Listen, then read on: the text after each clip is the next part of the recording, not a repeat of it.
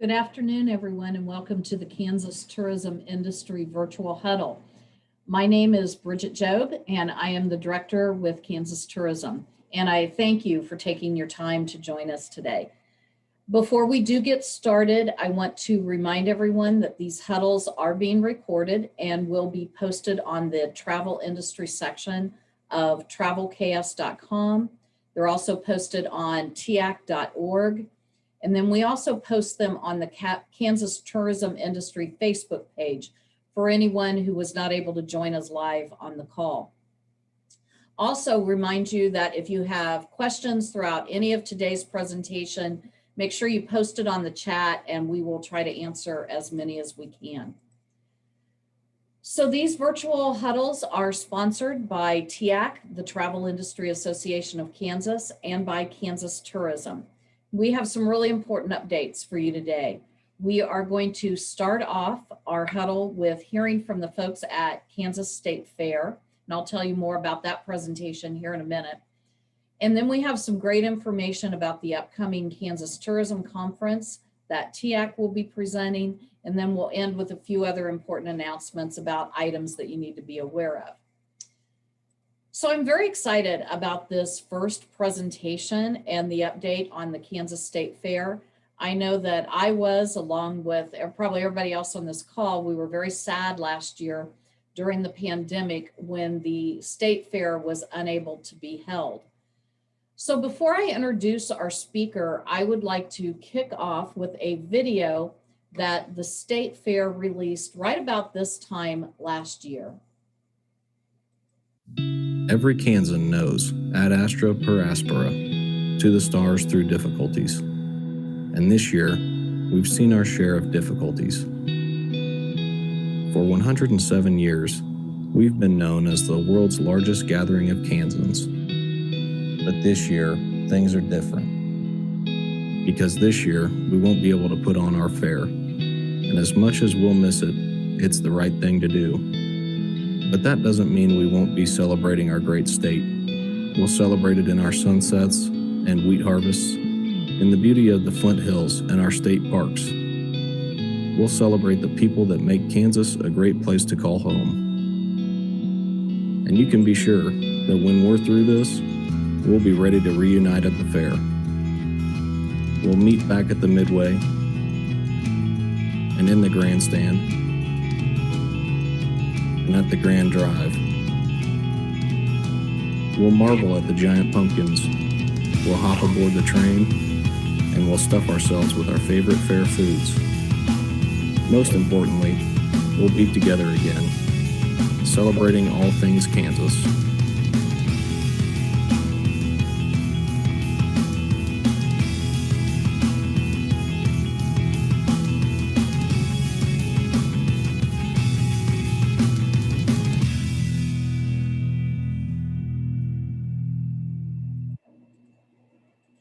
That was so great when we saw that last year. It was sad, but it was also very encouraging and inspiring to watch that video.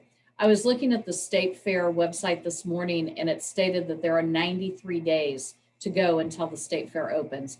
And it is wonderful to have this Kansas tradition back for 2021. So to share with us some exciting news about this year's fair, I would like to welcome Ed Berger, who is the Interim General Manager of the Kansas State Fair. And just to tell you a little bit about Ed, he is a lifelong Kansan, raised on a small family farm in Harvey County. He attended the Hutchinson Community College, has a bachelor's and master's degree from Wichita State University, and he also has a doctorate in education from Kansas State University. Ed was part of the charter facility at Seward County Community College in 1969 before he became the Dean of Continuing Education. And then when he served as the Dean of Continuing Education at Hutchinson College before becoming president there, a position that he held for 23 years. He is now president of Berger Training and Consulting. In 2016, he was elected to serve as the state senator for the 34th District in Kansas. And then in October of last year, Ed Berger was named as the Kansas State Fair Interim General Manager, and he and his wife have 2 adult sons. So Ed, I am going to bring you on right now. Thank you for joining us on our Kansas Tourism Industry Virtual Huddle and for sharing the latest updates on the 2021 Kansas State Fair.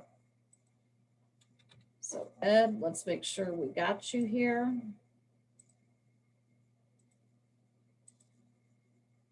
Trying to unmute you.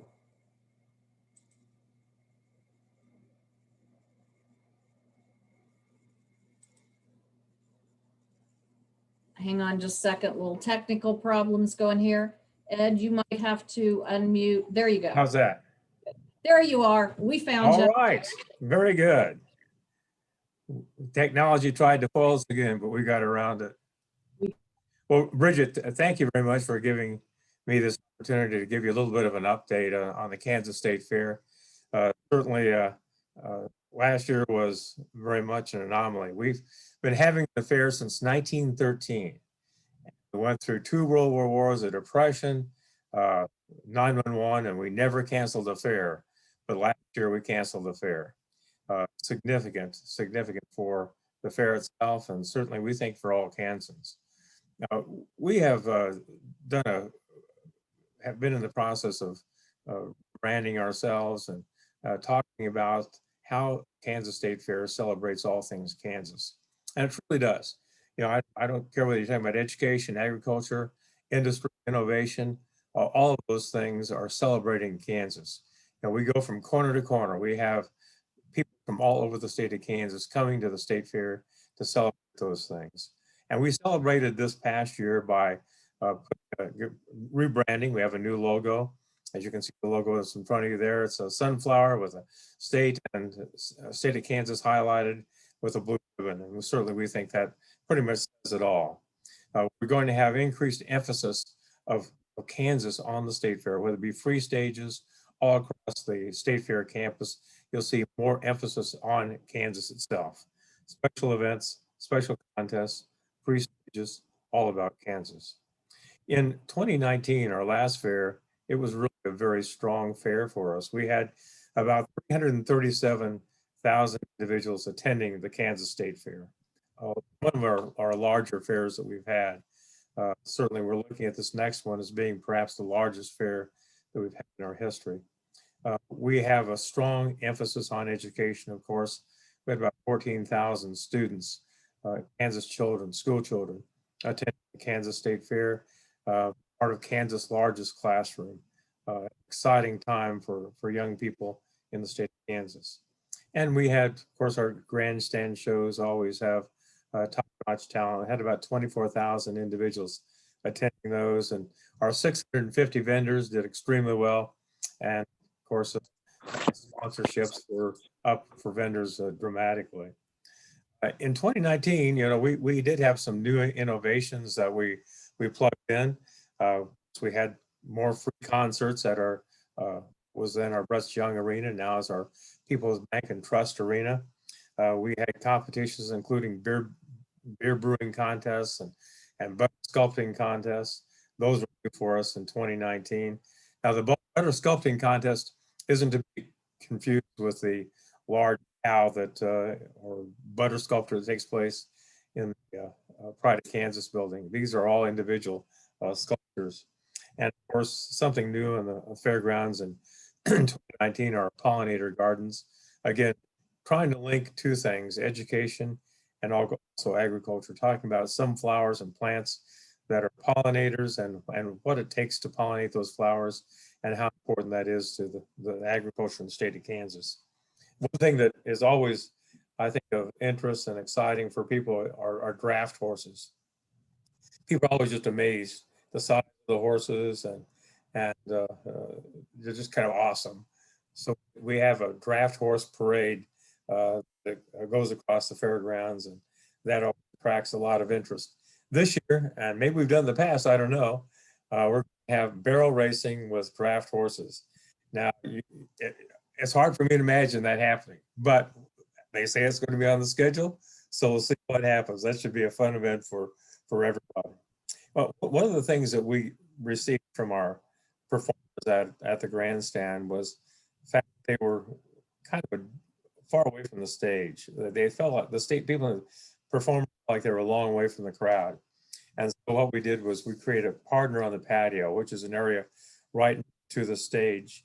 And we also have a party pit right next to the stage. So people have a chance to really celebrate with the entertainer, be close to the entertainer, and we create some real synergy between the entertainer and the audience. So that's something that we're building on, and we think should have a lot of appeal to fairgoers. We think should have a lot of appeal to performers as well. 21, we're going to have some new things in 21 too. Uh, if you've been to the fair, you know that Tuesday and Thursday are usually light days on Kansas State Fair campus. And so what we're going to do is have a $4 after 4 event on Tuesday and Thursday. So if you want to come to the fair after 4, it's going to be $4.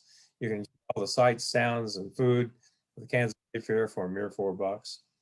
Also going to have the first ever pub crawl, and that you have a band and you'll be able to hit the various places that sell beer, and I'm sure everybody will have their own particular unique brand of craft beer and go from place to place sampling that. And we think it's going to be something that's going to generate a lot of interest, activity, and certainly that's kind of what we're seeing. A lot of microbreweries take place in Kansas. It's a good link between entertainment and also agriculture. We have, of course, the second weekend is going to be celebrating the Kansas communities that have events and festivals, everything from Dodge City Boot Hill to Liberal Pancake Day, other events across the state. And we have that in one of the buildings on the second weekend, so they can enjoy that as well. Monster Truck Show in 2019, biggest show that we had, and that's a Monster Truck Show in 2019 is going to be replicated in 2021. And Tasting Tuesday, being able to, for one price, go to various venues and taste their unique specialties. And then we'll have a Shop to Your Drop Wednesday with some of us participating in that as well. So lots of things happening in 21 at the fair, different things. A lot of things that you'll remember are part of our tradition as well. You'll have the old mill. Everybody remembers the old mill. It's going to be about like it was probably when we first had it. So that tradition is important too, kind of interfacing the new ideas and new concepts and venues with what we've had in the past. COVID hit us probably like it did everybody. I'm going to say it was worse for us, but certainly when we canceled the fair, that cost us about 90% of our revenue. We're a fee-based agency. If we don't generate money, we don't have a revenue. So we have commercial vendors who contribute to that. We've got corporate sponsors. We've got gate admission, concert tickets. All of that goes to supporting the fair. Then to the north side of the fair, we have our RV park, and during the year we have a lot of events that are non-fair events. All those kinds of things contribute, and losing 90% of our revenue is a big hit for us. And then we lost another 5% because the special events went from 500 to 150. So that is a big hit. We ended up laying off about 25% of our workforce, furloughing some other individuals, and just now we're in the process of bringing people back so that we can have a fair. And we've got some physical improvements we're going to be making to the fairgrounds as well. They're going to be flashy and sexy at all, but they're going to be the things we need to do to keep buildings up. The expo center that we have on our campus really is one of the busiest buildings that we have, and that expo center is getting we're bid out for a new roof on that, and also for some improvements to the inside of that facility. The bids are due tomorrow at 2 o'clock, and we'll be able to see whether or not we can afford the upgrade, but we certainly need to. Our horse barn area has had some roof issues, and we're going to be getting that replaced as well. Again, these aren't real sexy projects, but there's certainly something that needs to be done, as does the asphalt on the the fairgrounds, as does the grandstand repairs. All of those things need to happen. And probably most of you are familiar with the Biden building, a very large building we have on campus, and that was closed by the fire marshal in 2019, and we're in the process of trying to repurpose that facility. Of course, number one is to make it safe. Those are some things that are happening at the fair. I guess I also should mention that the encampment building, if you were a 4-H'er, you might have stayed at the encampment building. Changing the encampment building with a partnership with Skills USA, turning that into some classrooms, some meeting rooms, and perhaps ultimately having the education center there. We did move the education center to from what previous location was to the New Art building, and that has again served us extremely well. Yeah, we're seeing signs of what we think, and I'm not exaggerating, but this is going to be the biggest and best fair ever. I just mentioned before we started, last weekend we had a huge craft show. We had a flea market. We had the Central States Model Railroad Convention. We had a gun and knife show. And then on the east side of our campus, we had an Angus show. The place was full of people. And that's certainly a sign. We think that everything's coming back and everything's going to be some degree of normalcy. In December, we had the Kansas Beef Expo on site. And the Kansas Beef Expo, we had about 1,000 head of cattle on our campus. They were tied to people's chain link fences and that kind of thing. It was a huge event for us. And again, we think that's another sign that the events are coming back. People are interested, people are excited, people are wanting to see a part of Kansas and all celebrating all things Kansas. And that's what the fair is about. We're about Kansas, celebrating all things Kansas. So with that, I open up to any questions you might have, touch on any topics that I might have missed. Sure, Ed. This is Bridget again. We've had a few questions come in. So you talked about a festival type tent. I'm not sure if this is the community tent that you mentioned. Is that new this year? No, what we're doing is we're shifting that to one of our buildings. That was in a tent previously on the south side of the administration building. And we're going to put it inside. We have a building that we can vacate a portion of and have those pieces inside that facility. So we think it's going to be a better venue. We think it's going to be something that attracts more people. So that's the biggest change there. Okay, so for a community, if they want to be part of that, is there still space available for them? There is. I would encourage people, if they're interested, to make sure you contact me and we'll get it to the right person so that it's taken care of. Okay. And then we had a question about vendors and booths, and I think that's outside of the community booth. Are you taking applications for those? I just talked to, I think they probably are, but I'm not sure. I just checked this morning. We had an entity that wanted to have a food booth, and I talked to the person who coordinates that, and she says we're full. So we put people on waiting lists and see if we can't make that happen. Other areas, if you have a commercial display or something like that, make sure you contact us. There probably is still some commercial space available. So make sure you get with us and we'll try to find a place for it in the fairgrounds. Okay, great. And can you tell us who are the grandstand artists this year? Well, what we were able to do, we had a great schedule of entertainers for 2020, and we were able to roll them all over and start the fair on Saturday with the Next Gen Bull Riding Tour. And that is something we haven't had. We might have had it sometime in the past, but it's been a long time. And we have 40 bulls, 40 cowboys. It should be a great event. I think many people who go to rodeos, they go just like because they want to see the bull riding. Well, this allows you to see bull riding all evening, and it should be something very special. Then on Saturday, we'll have motocross throw show. That's something I think we've had in the past as well. And then on Sunday, we'll have monster trucks and demolition derby on Monday. Concerts with Tracy Lawrence and Logan Mize on Tuesday. And then on Wednesday, we have the Newsboys with Adam Agee. That's always a really, Christian concert. We have it on Wednesday night for that purpose, and it really does extremely well. And Thursday special on Thursday, a Christian on Friday, and one of our headliners is Nelly. We'll have Nelly on Saturday with Willie Jones. So if you look at a marquee, that probably. Then the Sunday we finish up with a family show with Darcy Lynn Farmer, and that would be an afternoon show, 3:00 Sunday afternoon. So it's a great line.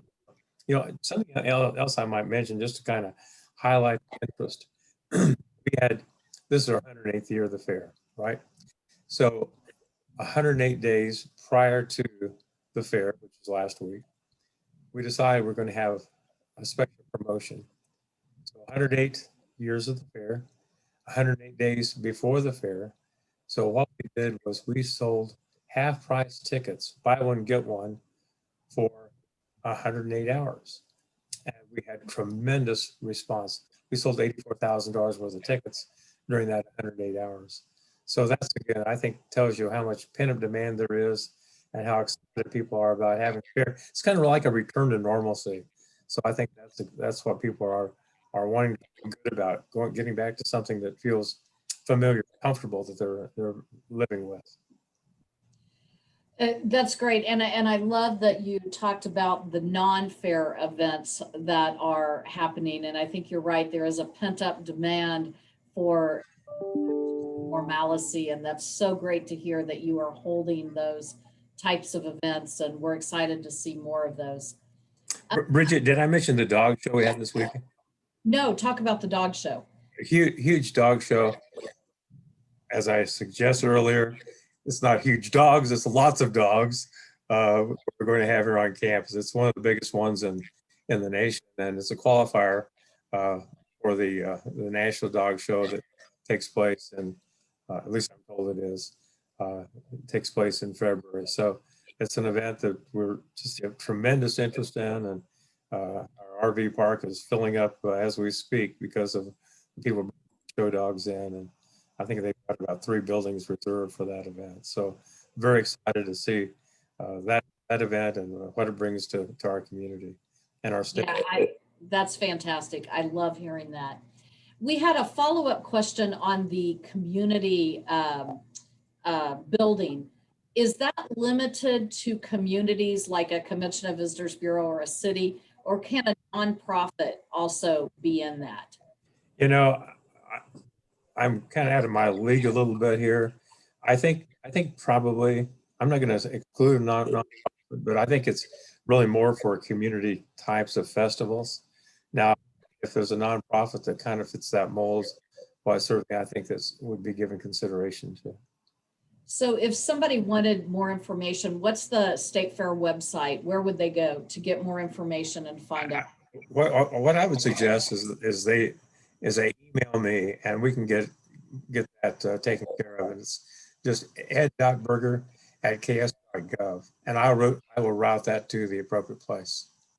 All right, perfect. Thank you. Okay, last question, and then we'll let you go. What is the one thing I cannot miss going to the State Fair this year? Oh, well, there's so many things. I mean, where do I begin, Bridget? My gosh. Really, I think the one thing that it depends on what your interests are. I think certainly, we have free stage activities, and the free stage activities are also fun. We have Ron Diamond, the hypnotist. We have the Peterson Brothers. We have a pedal pulling contest. All of those things are on the free stages. Then, of course, our headliner, Nelly, if you are a Nelly fan, well, that's certainly an event that you won't want to miss. And again, if you're looking for a family type of show, Darcy Lynn Farmer is excellent. Now, if you are in for a little bit of the grotesque, we have a Pronto Pup eating contest as well. I would say that's a don't miss event, but it might be something that raises your curiosity at least. I love it, Ed. Thank you. I was pretty excited to hear about the pub crawl.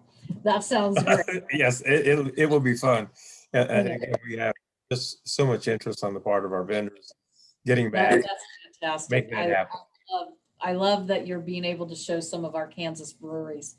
So that's fantastic. Thank you for everybody who we will put in the chat your email address so people can reach out if they have any more questions. Make sure you go to kansasstatefair.com to check out, and it has a lot of this information. Ed, thank you so much for being with us.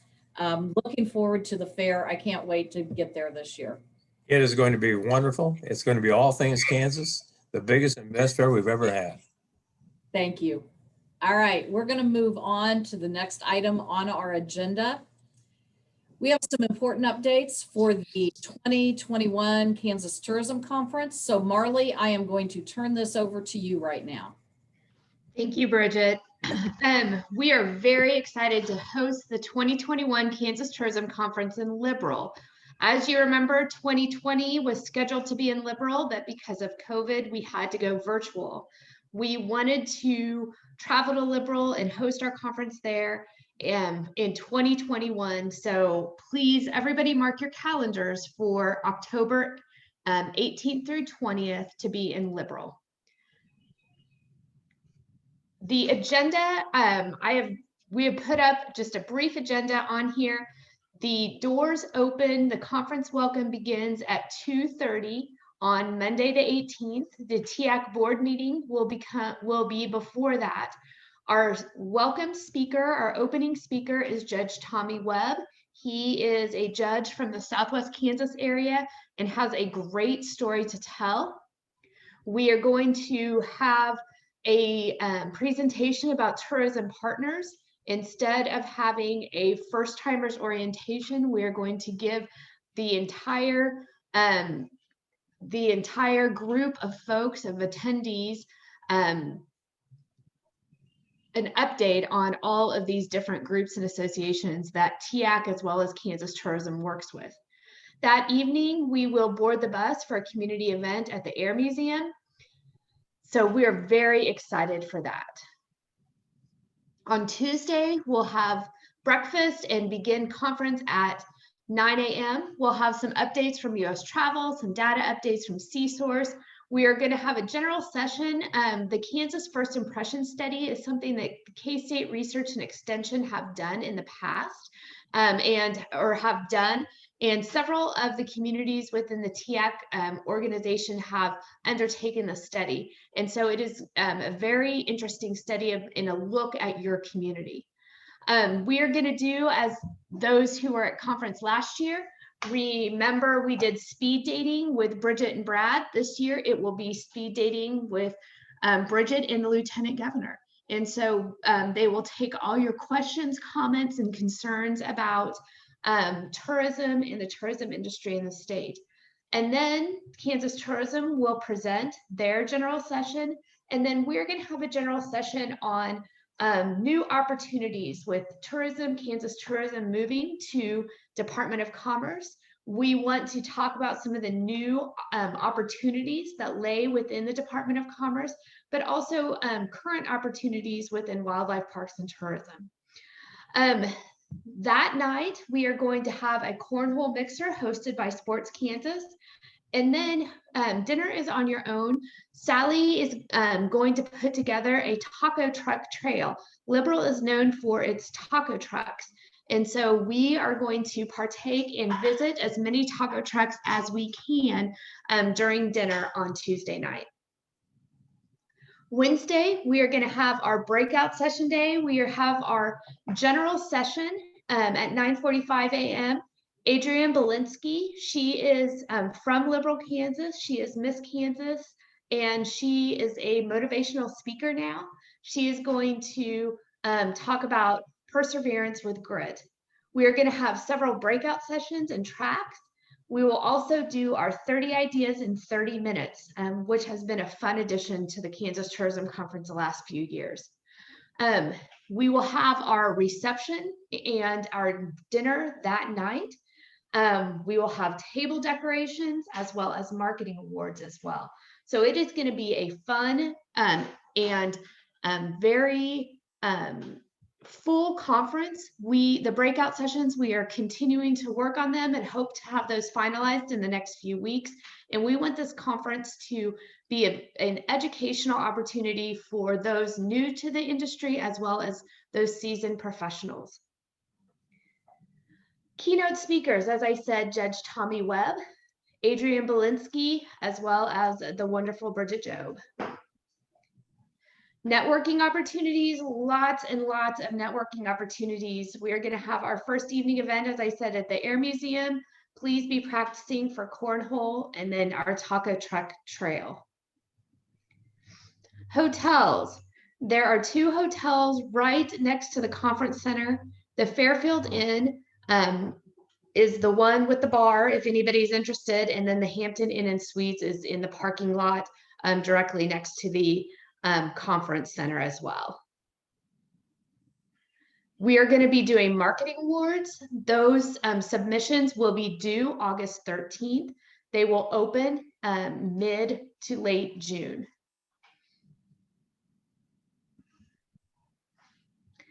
As I said, silent auction and table decorations. So please be thinking about silent auction items as well as table decorations for the tables during the banquet. Those dollars for the table decorations and the tickets will go to the TIAC PAC. All right, finally, registration is going to be up this week. We hope to have it up earlier, but we are having some issues with the website. We will send an email out to everybody. It will also be on the TIAC website, tiac.org. And I know that Kansas Tourism will also be sending information out as well. Again, we are very excited for you to come to Liberal and have an in-person conference this year. Thank you, Bridget. Thank you, Marley. I cannot wait to see everybody this October. So a few final announcements. Kansas Tourism is in full moving mode. We have lots of changes are underway. Boxes are being filled. We have several items that have already been moved over to our new home at Commerce. Final modifications are being done this week on our new office space. This move is happening fast. I ran across this quote the other day that's on your screen when I was feeling a little overwhelmed with all the change that's happening. The quote is, "The only way to make sense out of change is to plunge into it, move with it, and join the dance." So we have a lot of dancing going on right now in our office. I do want to remind you that the majority of our actual physical move will be happening the week of June 28th through July 2nd. And there is a very good chance that we will be out of pocket for some time during that week. So if it takes a little bit longer for us to get back to you, that's because we might not be able to see our emails and get our phone messages right away. We're trying to minimize this downtime as much as possible, but there are going to be some interruptions. So as of July 1st, we will be fully in our new space and ready to dance. I can't wait to see you all in Liberal, October 18th through 20th, and I hope to see some of you tomorrow in Salina at the TIAC Educational Seminar. Our next huddle is Wednesday, July 14th. Make sure you have it on your calendar. And probably most important, at least to Andrea Etzel in our office here at Kansas Tourism, who is hard at work on the 2022 Kansas Travel Guide, the deadline for submitting listings is next Friday, June 18th. Andrea's email is listed on your screen. Please don't hesitate to reach out with any questions that you might have. She'd be happy to talk with you. Thank you for joining us today. I'm excited to see travel picking up. Keep up the good work. And as always, to the stars. Talk to you next month.